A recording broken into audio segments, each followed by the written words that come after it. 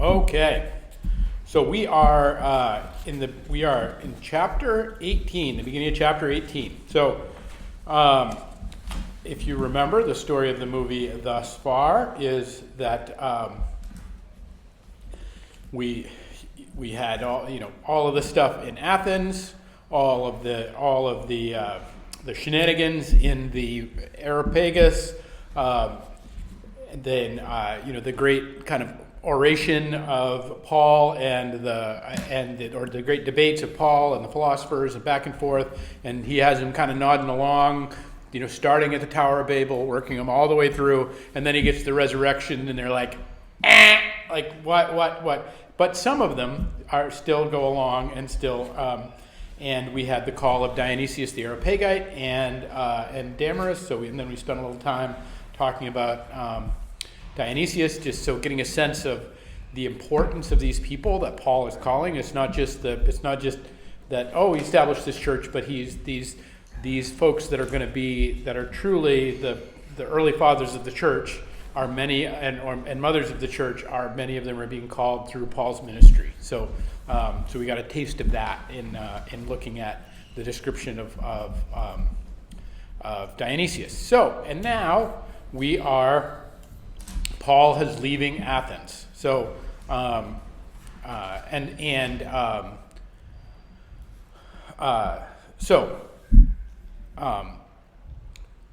so after this, Paul left Athens and went to Corinth. So we got to talk about Corinth, because the homework was to read the first chapter of the letter to the Corinthians. So understand the letter to the Corinthians comes probably,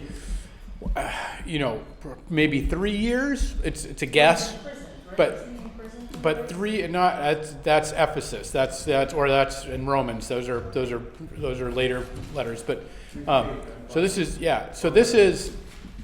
so the letter to the church in Corinth is like, it's some years after this moment. But what you'll see in chapter 18 is all the seeds of what Paul is ministering to, and when he writes this letter, are already present in the problems that he's writing the letter to are already present in the very beginnings of the church. And the reason is because, it's Corinth. So Corinth is on an isthmus. So between two seas, between the Aegean and the whatever the other one is. The Ionian, I think. Yeah, the Ionian and the Aegean Sea. So what that means is it's basically this little narrow spit of land, and you've got the city sitting between it. And so it's kind of the pass through of this trade route. And so, like all big trade cities, it is incredibly wealthy, because people come in one side and trade goods in the city, and then people come in the other side of the sea, trade goods in the city, and there's this pass through. There were actually ways in which they had ways that they drag ships across the isthmus and actually. And they're known for their warring too, because during the Peloponnesian War, it was Athens, Sparta, and then Athens. Sparta aligned with the Corinthians, who kicked Athens' butt, because Athens thought they had the greatest navy in the world. The Corinthian navy kicked Athenians' navy's butt, and that was in the Peloponnesian War. So there's warring. Right. And they're known as wars. They're one of the bigger city-states of Greece. Right. No. That's super helpful. That's super key, because it's really, and the thing is they're kind of in the middle between Athens, between Sparta, and so they're really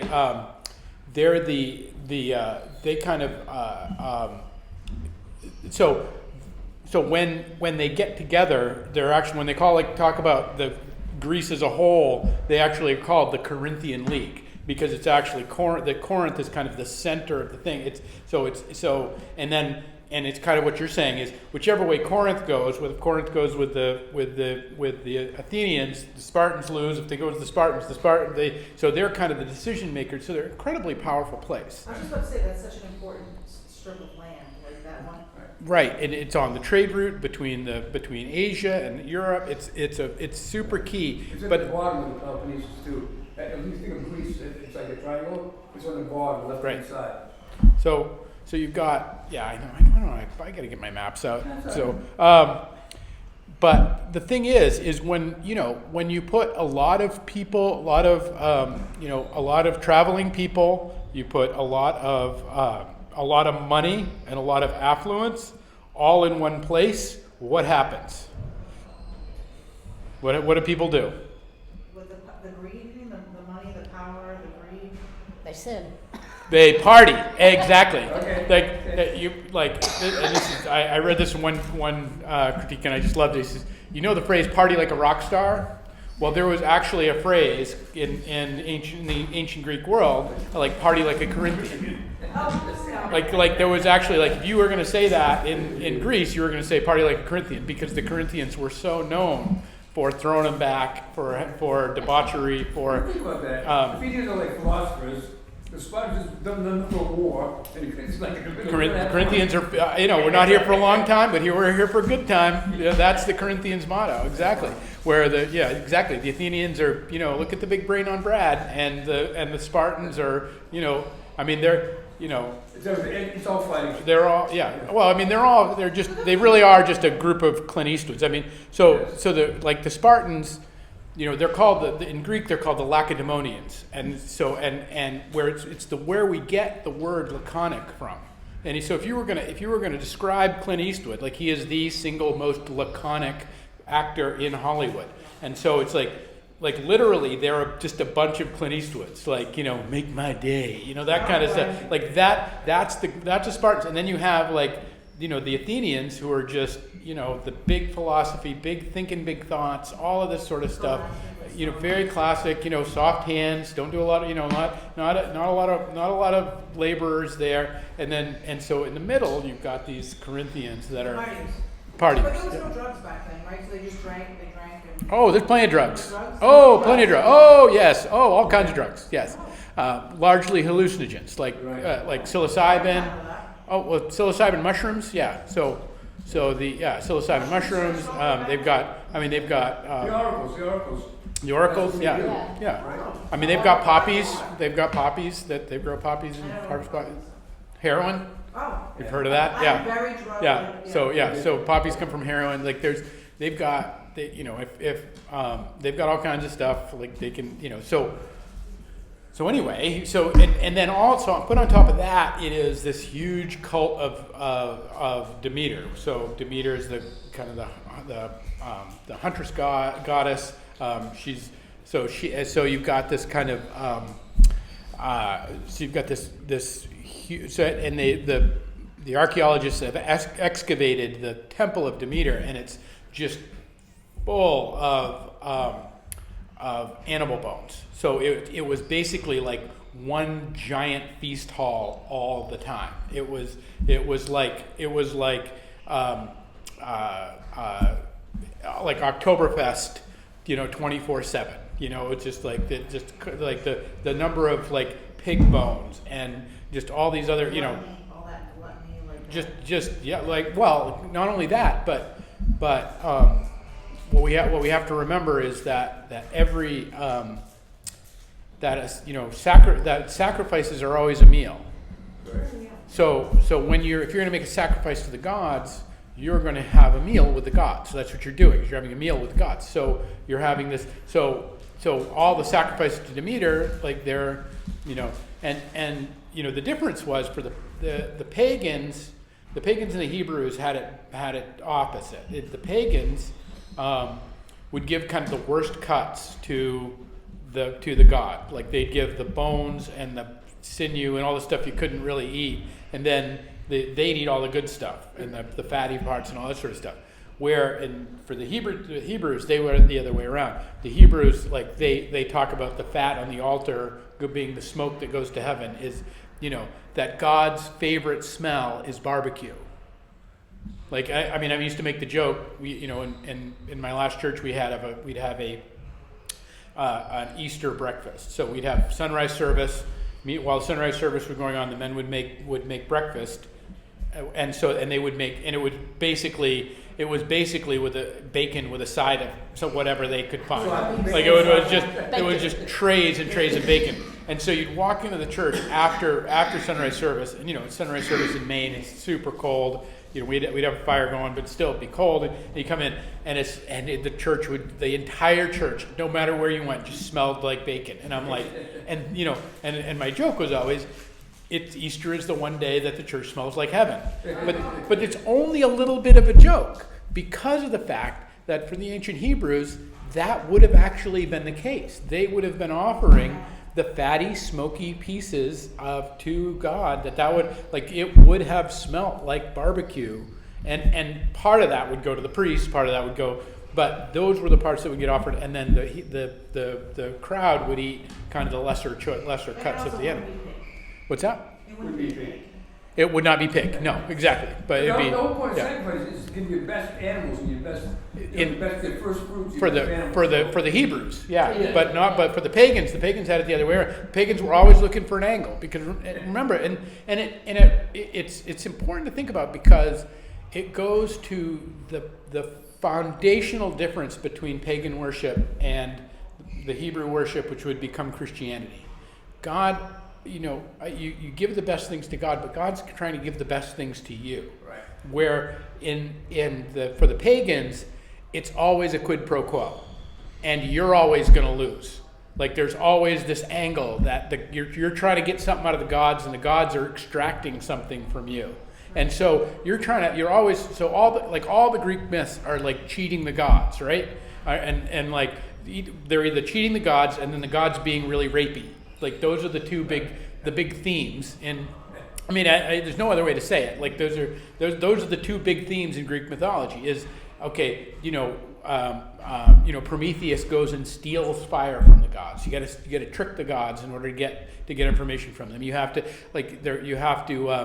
and gets cruelly punished for it. You have to defeat the Minotaur in the center of the maze. You have to be craftier than the gods. You're always trying to work an angle where it's completely the opposite. Where it's like in Hebrew worship and then into Christianity, it's God is trying to give God's full self to the people and sometimes the people can handle it, sometimes the people can't. But it is simply God trying to pour God's love out on the people and not asking for more. That's the keyword love. It's exactly. love in Christianity and Judaism, and it's the opposite of that. Exactly. So, and that's why it can look the same in the sense of outward sacrifice, because that's how you communed with gods, no matter what the gods was to have a meal with the gods. It's still how we still do it. We have communion. We still do have a similar ritual. It's so crazy how ignorant and naive before I started getting into the Bible, and just how naive I was that those practices still go on today. Oh, 100%.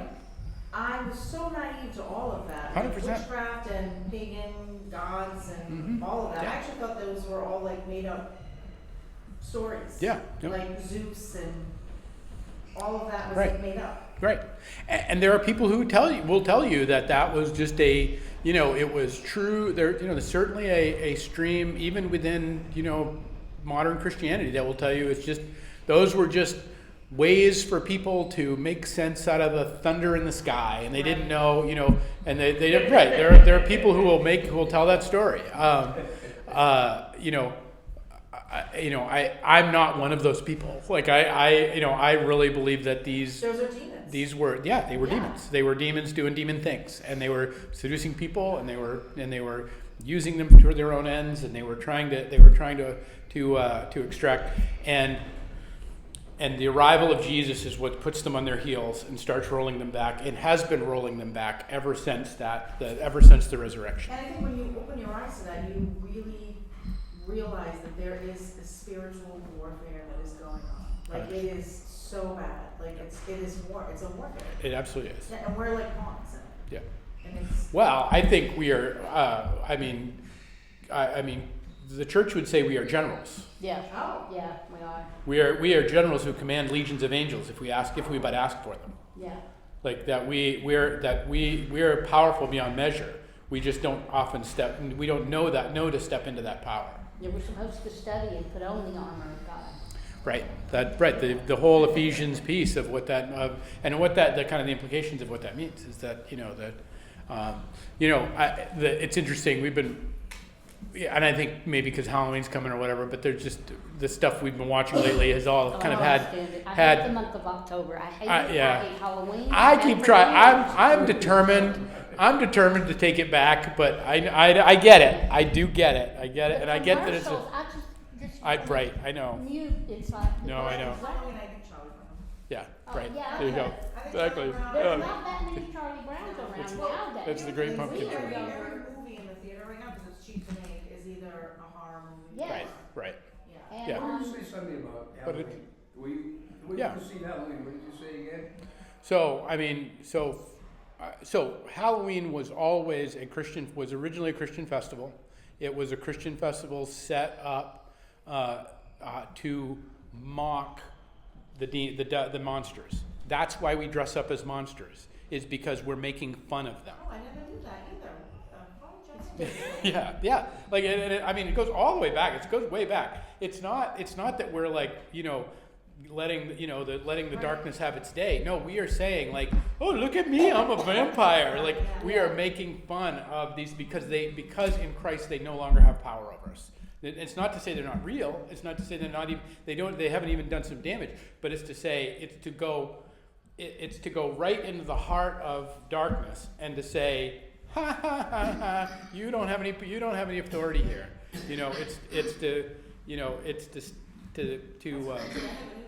Yeah. That's what I need. I need more confidence in the strength that I have been given. Exactly, and that's why I really want us to, to kind of lean into it and claim that space because otherwise the story of the world wins. If we just say, oh well, yeah, that's the thing that the world does. Well, it's like the second biggest holiday behind Thanksgiving now, and it might be the first biggest holiday coming up. Like it's taken on this whole big thing. So we dang sure ought to be in the middle of the fight. Like we ought to be at least telling our story, and not just telling our story, but participating in it. Like actively being like, yeah, hocus pocus, boo. Oh, you're gonna cast your spells on me. Like I have Christ. They have no authority over me. This way that we can lean into this and participate in it as victors and as conquerors, rather than as Possible victims. as possible victims. That's See, that's right. the way I've always That's thought about right. it. And that's my whole and that brings me to what I was trying to say before. That about what I've been noticing in like just the stuff that's coming out in this time of year is just like everything I see just gives like the dark or the devils or it's all kind of a little bit of demon propaganda because it's trying to tell you like how powerful the demons are. The demons are doing this. The demons have no power over us at all that we do not give them. Fear itself. That we don't if you hand them the keys to the car and you get in the passenger seat, they will drive you off the bridge. Like that is a thing that can in fact happen. But you got to give them the keys, and then you got to get in the car, and then you got to say, like, close your eyes. Like you have to actively participate in this process the whole way, And I never look at it and that way. never Which is say, awesome. and never once say, Jesus, I don't think this is a good idea. Save me from this. And that's all we need to say, and they will run for the hills. Like we have so much power over them, and we have so much power over it, they really, they're not a big deal. And the culture is like booga booga, they make it a big deal. They make, they can flicker the lights, they can, I'll do all this stuff, whatever, they can make it spooky scary. They can,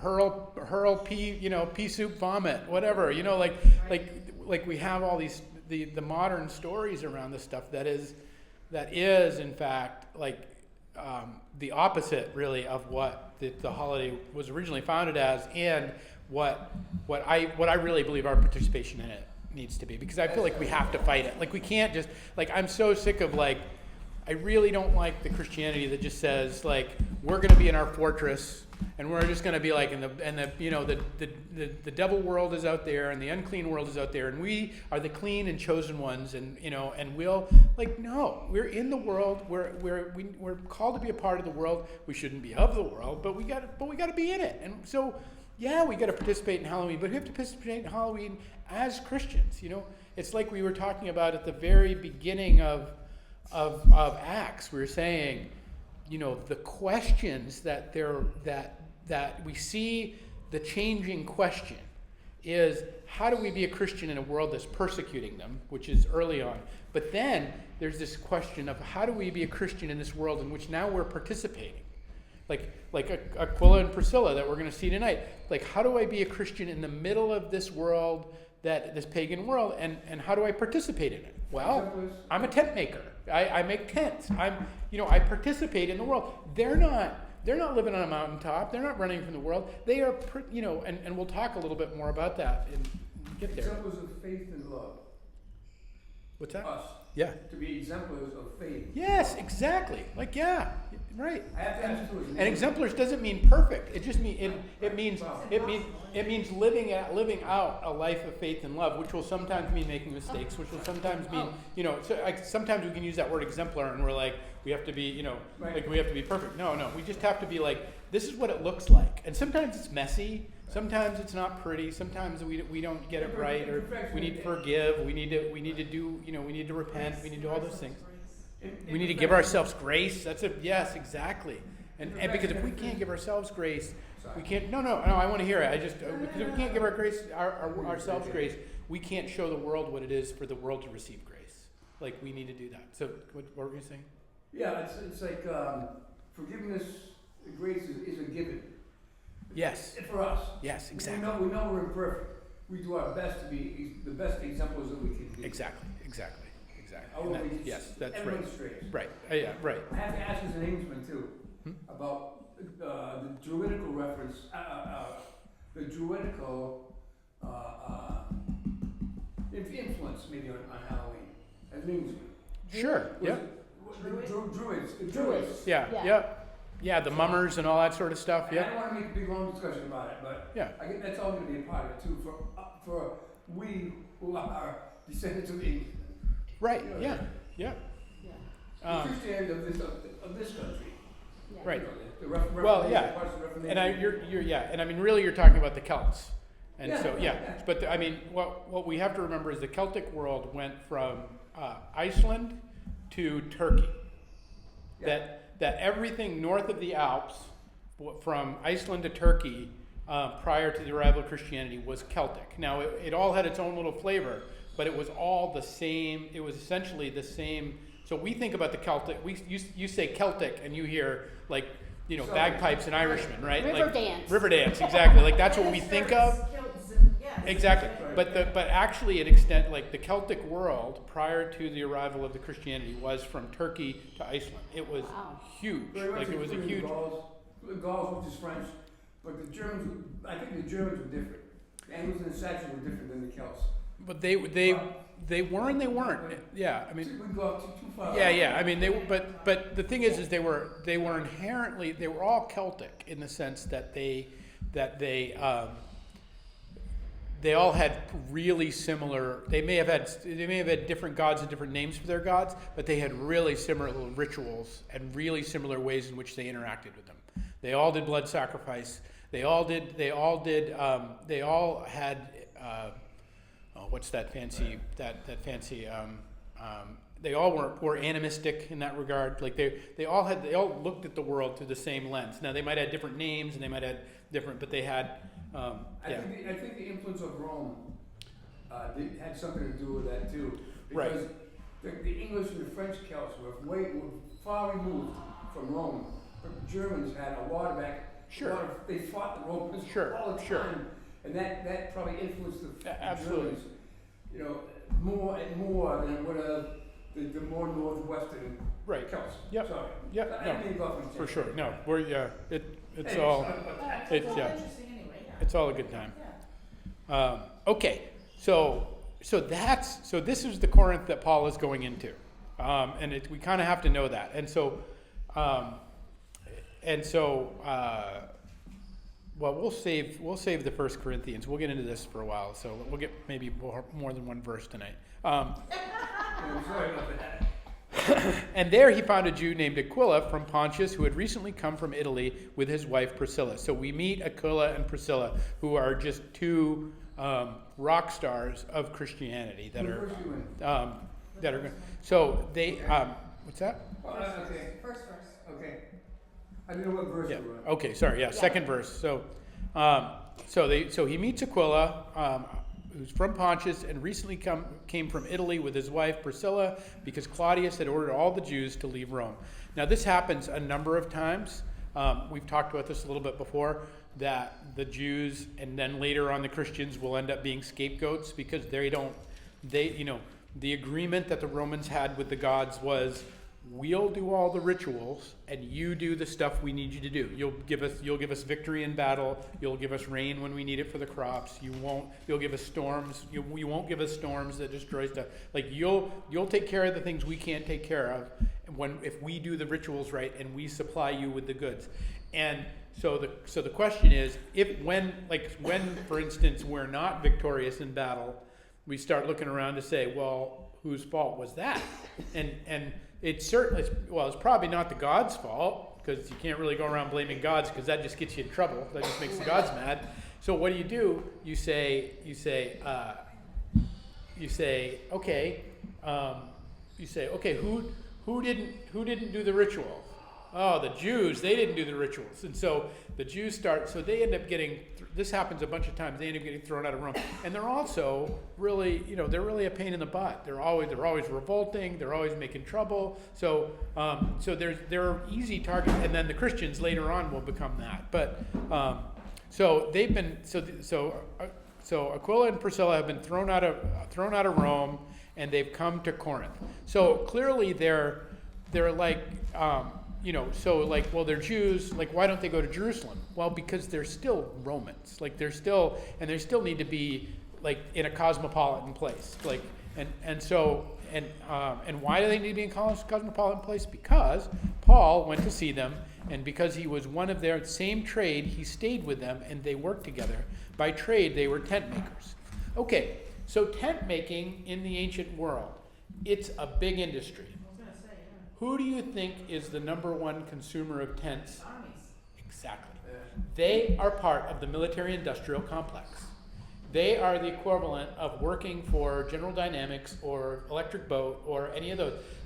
This is the thing that we always, when we start getting into what are, the separation of, how we're supposed to be separate from the world, or we're supposed to be, Paul is making tents for the Roman army. Aquila and Priscilla, who are these faithful Jews, will soon become faithful Christians. They're a part of the world in which they're in, and they're doing the best in the world in which they're in. There a lot of people will try to I think. Vilify them because they were almost helping. Yeah, I mean, you think about some of the. Like Matthew, he was a tax collector. Exactly. You think about these, and these they're living in the world in which they're in, and then how often people will look at us as Christians or different things and say oh, well, you're doing that's just very worldly of you. It's yeah, because I live in I live in 2025, and it's the world I got. It's not the world I want. The world I want is I know where that is. It's not but the world I want is the world that's coming. But I have to figure out how to be a pastor here in this hour, in this thing. You have to be a teacher here. You have to be who we are here and now in this world, and that. And I just always think this is a beautiful example of thinking the purity standards that get thrown around that I just don't think are fair. I just don't. They're certainly not exemplary of Paul or of Peter, who's a fisherman, and all that kind of stuff. So anyway, this is the other thing about Paul is that you see is that Paul's a tent maker. Tent making it's fairly hard work. It's leather work. It's work with your hands. You'll have calluses. And Paul again and again and again, you will see is really a believer in physical labor. Like he really believes, like he's really dubious of anybody who doesn't make their living with their hands. Like he's really a blue collar guy. Like he really believes that, and he's dubious of people who are, who've made a lot of money or inherited a lot of money and don't necessarily, work. Or you see this again and again, not necessarily right here, but you see it in. But that's kind of part of the thing. Is it's not. He really sees that there's kind of, and you'll hear it again in the metaphors that he uses a lot of times, that there's virtue in labor. There's virtue in building something in the world. So he spends time as a tent maker, and then every Sabbath he would argue in the synagogue and would try to convince the Jews and the Greeks. So he's spending his time, like he works through the week, and then on the weekends he goes over and spends it with the Jews, trying to say, hey, trying to convince them and to argue with them, going around and around with them about, so the Jews and the Greeks. So remember, you've got the Jews who are they're the Hebrews, the ones who are keeping the covenant, or who are part of the Jewish tradition. And then when he says the Greeks, he's saying basically the God-fearers, those folks who are friends of the temple, but have not become. So they're Hebrew curious. Yeah. So Awesome. That's funny. so when Silas and Timothy arrived from Macedonia, Paul was occupied with proclaiming the word. Now that occupied what's your verse say? It says occupied. Does it say occupied? What? Devoted himself to exclusively to preaching. Devoted himself exclusively to Yeah. Okay. Interesting. Yeah. Which verse? testifying. So verse 5, mine says Paul was occupied with proclaiming the word. Devoted himself exclusively to preaching, Okay. testifying to the Jews Interesting. that Jesus was the Messiah. So what's behind that though is there's kind of a compunction to that in that word. So he's really being compelled by the Holy Spirit. Like this is his mission. Like he'd probably like to go down to the pool and have a margarita and sit on the floaty on the weekends instead of do that. But he really feels compelled to go down and try and talk with the Jews and the Greeks at the synagogue and tell them about Jesus. Like it's not, and even when Silas and Timothy shows up, he's still feeling like I need to try and get through to these It's guys. just another example of how the Holy Spirit is literally guiding. Exactly. That's exactly what I was trying to point at. Is it's like it says occupied, but he's really like, it's occupied him. You know what I mean? Like it's driven. He's driven. He's being called. This is part of his call. So proclaiming the word, testifying to the Jews that the Messiah was Jesus. And when they opposed him and reviled him, so when that word reviled, so what they're doing is they're blaspheming against Jesus. They're all those things that, like when Jesus was on the cross, they were like making fun, like, oh, look, it's the King of the Jews. They're literally blaspheming against Jesus. So they're not just saying, oh, no, thank you. They're actively, taking the Lord's name in vain, if you will. Like they are actively being derisive to. You're saying the F word butthole. Yeah, they're right, exactly. Like they're using the bad words, right? Exactly. And so finally, Paul breaks, and he's like, in protest, he shook the dust from his clothes. So again, the reference to Jesus is, go in and preach. If they don't hear, shake the dust from your feet. Well, he shakes the dust from his clothes and said to them, your blood be on your own heads. I am innocent from now on, and I will go to the Gentiles. And so again, though, look, compare this to like our modern evangelical friends, or our modern, like how you'll often hear it talks. I don't want to beat on the evangelicals, but everybody does it to one degree, and that's like, but just that kind of idea of like, you don't get right, you're going to go to hell. Like that's not what he's saying. He's saying like, you've condemned yourself. Like I'm not condemning you. I've done everything I know how to do to try and help you, like to try and save you, to try and bring you to Jesus. But you've condemned yourself. Like you decided to reject the message. Right. You've exactly right. Like you've decided to reject the message. It's not like he's not like, in the name of Jesus the Christ, I cast you into the flames of hell. He's not. He's Whatever. It's up to you now. I've Right. I Exactly. brought you to the water, but I can't make you drink. Exactly, Now I'm exactly, moving on. exactly. And I think there's kind of a beautiful model in that of like, because there's plenty of temptations or plenty of desires to be like, God's gonna smote you, or you're gonna of our own judgmentalness, and even Paul kind of reins that in. He's not judging them. He's feeling bad for, he's frustrated with them, but he's at the same time he's like, it's on you, it's on you. I've done I think I mentioned it in the sermon on Sunday. If I one of the ways I talk about people who are dealing with addiction, that the things I just say to them is like, you don't have to live this way. You don't have to live this way. You don't have to live this way, and just keep saying it until there's a decision made that they don't have to live this way. And there's but it's theirs to make, and the same kind of thing that I hear that in kind of the echoes of Paul kind of echoing that. I think that's our Christian answer to frustration and anger too. That's our Christian response to frustration, anger.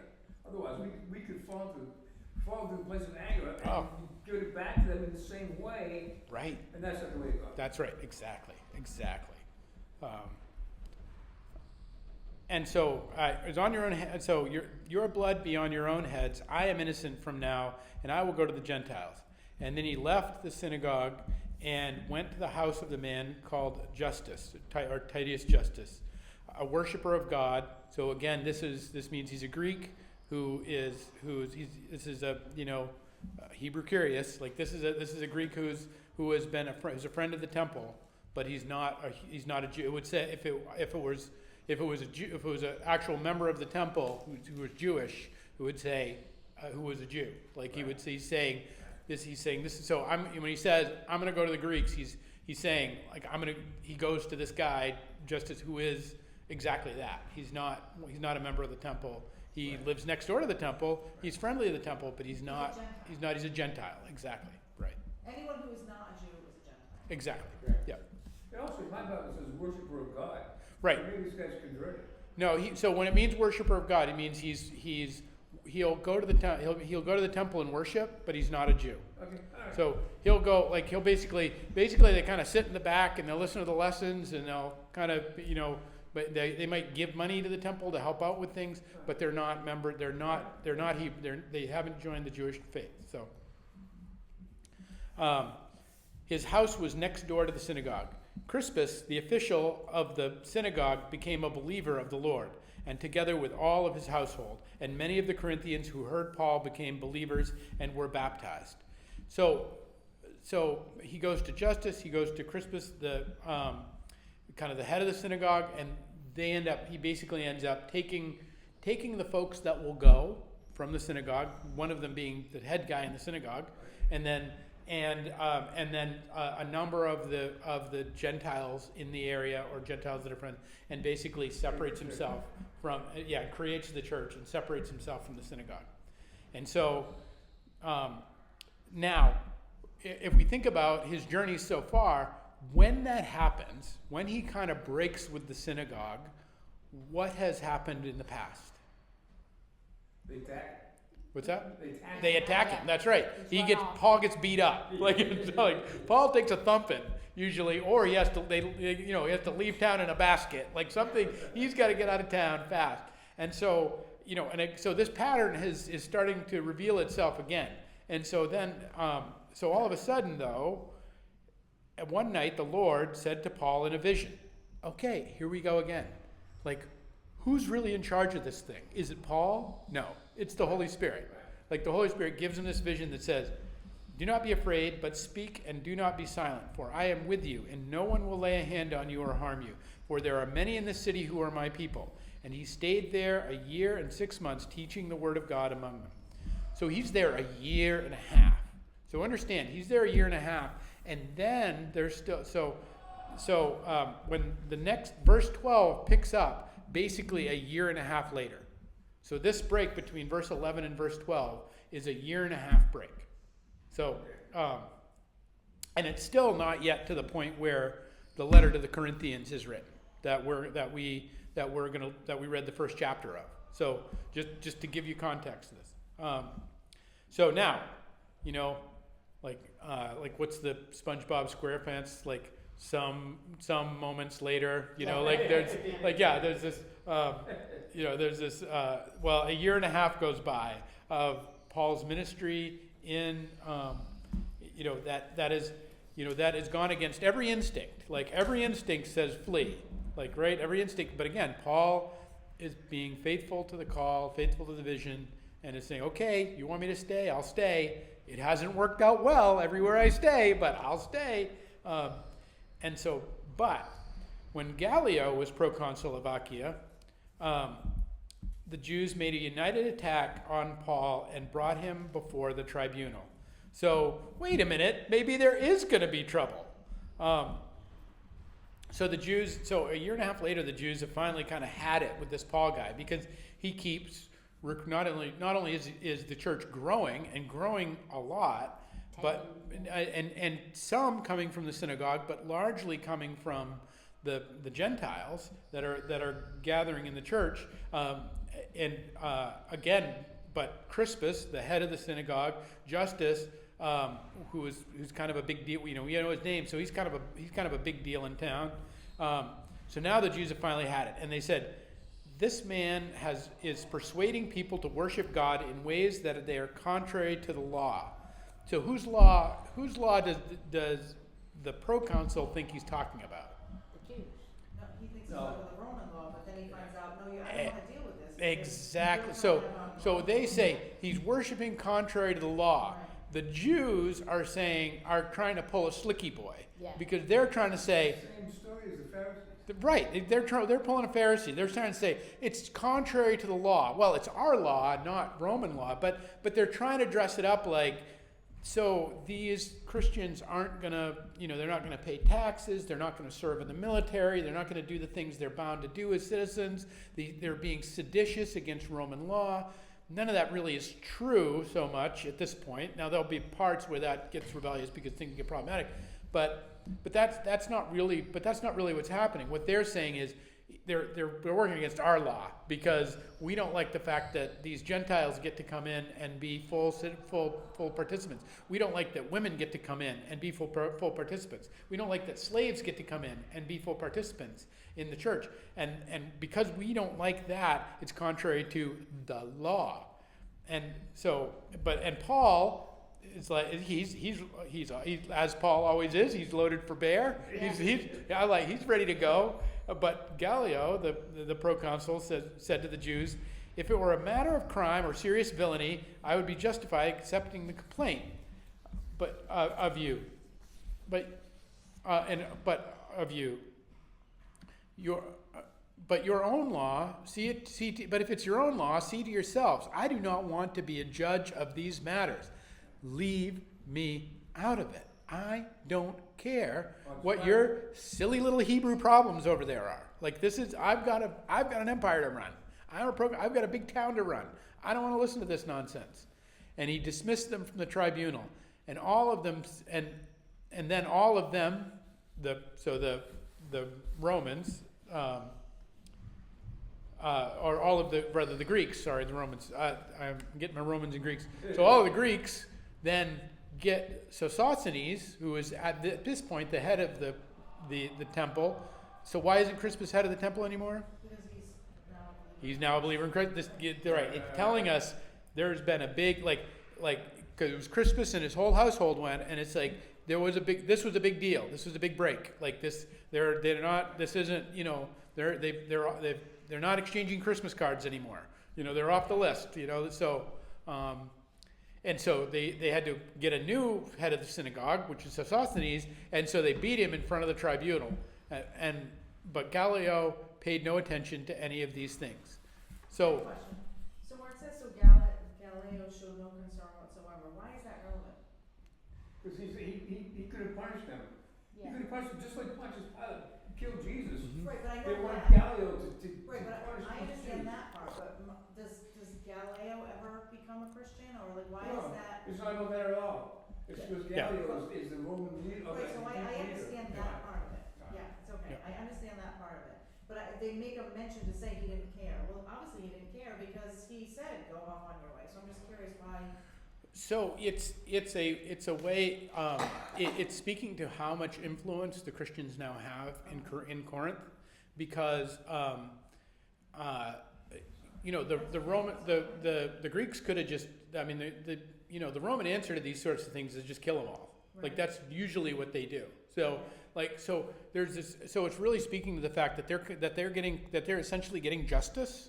Like, that he's actually being a fair, an honest broker with them, with the Christians, is saying that, the fact that Crispus, the former head of the synagogue, which means he's a big deal in town, the fact that Justus, who he gets named, he's a big deal in town, the fact that there are a number of Greeks that are coming to, and again, I think the more interesting question is, why does Sosthenes get beat by the Greeks? Why don't they just let it go? It's because if this goes wrong, and if Gallio really does buy into what the Greek Jews are saying, like, lots of people are going to get hurt, like lots of people in town. Like, you're putting my family, even if I'm not a Christian, like, you're putting my family, you're putting my livelihood, you're putting my family at risk because you're stirring So that's why they do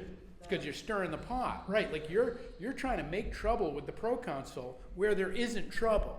Like, we already got enough trouble. Like, they'll already kill us all if we know. And so it's like the fact that they're trying to score these points. It's like that.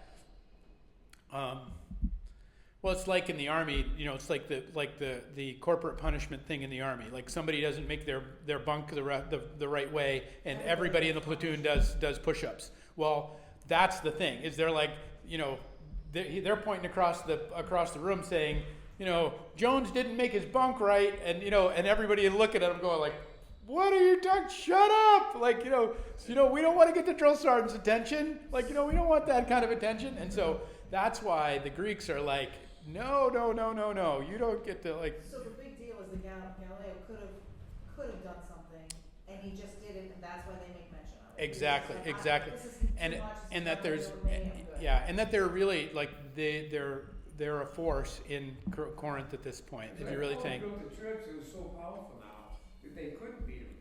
And the other place, they beat him because it wasn't powerful enough. Right. Now he's made something so powerful that neither side wants. So it's like, move on, let's go. Exactly. And Like, there's it's, still a parallel here to Pontius Pilate. yeah, there is. Yeah. Only It's this a. time Jesus wins. Jesus Paul wins. Right. Yeah, it's right. It's a different, right, exactly. It's a good, it's, right. Under Pilate, Jesus is crucified. Under Gallio, Christ is, the church is found, is found guiltless. Right. Yeah, so, but he's also found guiltless under Pontius Pilate too. Like, I mean, Pontius says, I find no guilt in this man. But if you want to kill him, right? If you want to kill him, you guys can kill him. Like, I'll let you kill him because it's the Passover. But No special holidays. No so it's Friday. yeah. So it is a little take on that. You're right about that. Okay. So after staying there for a considerable time, Paul said farewell to the brothers and sisters and sailed for Syria, accompanied by Priscilla and Aquila. And at Cenchreae, he had his hair cut, for he was under a vow. So this is super. I think this is super interesting. Like, so Paul ends up. What this means is Paul ends up taking a Nazirite vow. So if we're wondering if Paul is keeping the law still, like in terms of keeping kosher, doing all those sort of things, he is, because so a Nazirite vow.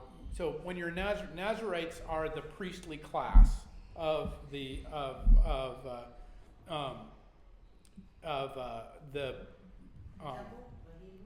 the Hebrews, yeah. So you can, and it's kind of like a monastic class. They're the ones that are responsible for attending the temple, and you can kind of go in and out of it. You can take the vow, like some people took the vow for their whole life, and some people took the vow for a period of time. But when you take a vow, there were basically four things: you were celibate, you shaved your head, and then you never cut your hair again. So it's harkening back to Samson. You think about Samson. So there was this. So your hair was cut, and then you never shaved you never cut your hair again. You had let's see, what are the four? You didn't cut your hair. No alcohol. You didn't drink alcohol, and you didn't touch anything unclean. So you kept the cleanliness laws of the Hebrews, because you were the ones that were really responsible for tending the temple. So Paul is really. So he finds Jesus is the Messiah, and it's this personal discipline. I mean, I think, like, there's other people who have different takes on this, but he's really taking this personal discipline, this personal kind of invitation to deepen his faith by taking these vows. Like, nobody's making him take vows. Like there isn't the group of Nazarites that come along and say, hey, you need to join the club. Like, he takes these vows on himself because he wants to do Jesus' work better. Like, this is really his way of, like, okay, I'm not drinking anymore, I'm not chasing ladies anymore. I'm not, I'm going to keep myself from unclean things. I'm not getting haircuts. I'm going to show the world. Basically, it's a way of showing the world that, because, once you get to, like, so because it's ancient world, Roman world, grooming's a big deal. Like, particularly in the Roman world, they talk, they're putting olive oil in their hair and all that. Like, they were super pretty. So the idea of not cutting your hair is, you're looking a little John the Baptist kind of thing. Like, that's kind of what happens. So. You might know him so personally too. Where he incentivizes himself, knowing himself. Knowing himself and incentivizing himself internally. Exactly. Like, this is a way of self-discipline. Like, this is a self-discipline that he's taking on. That's exactly right. Yeah. So it's a really interesting thing that, why now? Why, what? But I feel like he's been, you just have to reflect on it. I think, he's been with these people for a couple of years almost in Corinth. He's had some success. God has blessed him in this ministry in some ways. Like, he's found he's truly found and deepened his relationship with Jesus. Like, like when he should have run, he didn't. When he had every reason to run, he stayed, and he had this vision. He's got this more intimate relationship with God, and there's this way of, like, taking these vows, I think, to kind of deepen that connection. And it's an extremely Hebrew thing to do, like, and it's where this is where we get the monastic movements. Like, this notion is where all the monastic movements in Christianity come out of. They come early on, like this notion of mimicking Paul. Yeah, exactly. Like that. Like, he's the proto. Like, he really is the proto. Maybe he's starting to feel a little fulfillment. Yeah. Yeah. That may be dangerous because you get lazy. Yeah. So and just an observation for me. I know with me, if I feel fulfilled, maybe I can slow down a little bit to get in trouble now. Sorry. Yeah. You have to stop saying stuff. I know, right? Thank you. But at the same time, the thing about the law is he's still keeping the law, but when he encounters the Gentiles, he's not imposing it on the Gentiles, right? And so this is this really, like, you could say, wait a minute, either you keep these Hebrew practices or you don't, and actually that's not the case. As a Hebrew, he was still keeping the Hebrew practices because those were his spiritual disciplines that he knew how to use. And so when he meets the Gentiles, I mean, remember what the four Gentile things, the only four things that the Gentiles weren't supposed to do? So, yeah. So, don't, sexual immorality, don't go see the temple prostitutes. Don't go, don't eat the meat of the temple. Don't eat anything that's been strangled, and don't eat blood. So, and all of those, so sexual immorality and all those other three, they all have to do with worshiping demons. Like, that's how you worshiped the pagan gods. Right. And so the only thing they ask to join the Christian community, what is asked of them is you can't go worship demons and follow Christ at the same time. That doesn't work. So that's That's the departing point. You have to wonder if that doesn't come from the Holy Spirit too. Well, it did. I mean, I think what we saw earlier in terms of May not be fair for you. What's important is that thing of love. As long as you guys understand the message of love, you know, you're cool. yeah. So I have friends that are, one of my friends was a preacher, like super, like very into her faith, and she practices still the Jewish holidays. Like she celebrates Passover, she celebrates all of that as well. Yeah. But that's fine too, Sure, right? of Like you course. can. I'm looking at Andy. That's why I brought it up. I was curious to see what you said. Why couldn't a Jew that accepts Jesus do that? I don't see. Sure. Oh, sure. If a Jew, if somebody from the temple comes down here and says, I've spent all my life, as a, keeping kosher, keeping these disciplines, and I want to now be a follower of Jesus. Yeah, I would say, I think I would say, like, if this is a discipline that works for you, I wouldn't make them give it up. You say Nicodemus at the end. Right. Exactly. I would not, That's different. but, right. I would not, however, go back to I think going back to the ritual practices, and I mean, these are kind of the Messianic Christians or the Messianic, The old covenant. what's that? You don't want to go back to the old covenant. Yeah, and you don't, and Belief. right, because the new covenant has been established in the church, and so to go back and bring those things in is to really I think of it this way: if you're going to go to the vineyard, you're going to go on a ferry, and you're going to go to the vineyard. Okay, now here you are. You've left Hyannis. You've left New Bedford. You're now getting off the boat in Edgartown, and you say, "Well, I can't leave without the boat.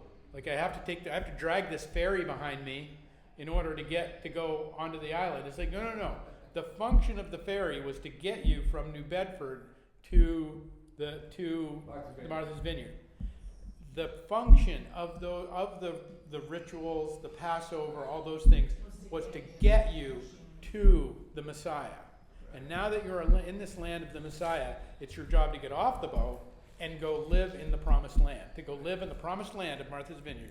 To step into, and that means all the disciplines of the Christian church. It means, which are not dissimilar, like, communion, almsgiving, helping people, like all of the things that we do as Christians, and fasting, like there's still some of those disciplines, like, but they're not, but keeping those old covenants is actually, and those old rituals to me, is like dragging a ferry boat behind you, and it's a distraction, like I would say, because what it does is and we're going to see it in Apollos, like what happens to Apollos here in a minute, is that it keeps you from full participation in the life of the church. Like it keeps you from being around this table and being a part of this, and because you're dragging the ferry boat behind you. Yeah, so it's okay to study and learn about where everything came from. Oh, 100%. That's where you leave it, and move on from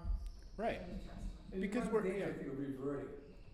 If you don't concentrate on Jesus and you start thinking those other things, you can revert back.